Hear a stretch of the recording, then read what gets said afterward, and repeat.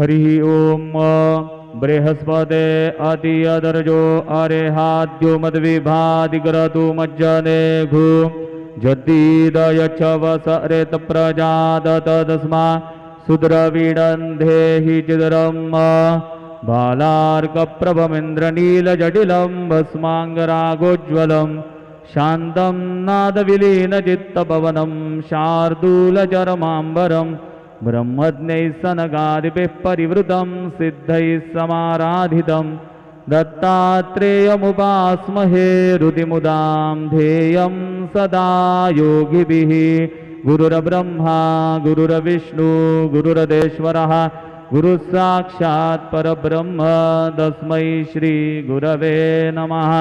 सद्गुरु साईनाथ देवताभ्यो नमः। सायं पूजनार्थे चरणकमलेभ्यो नमः। चन्दनं समर्पयामि।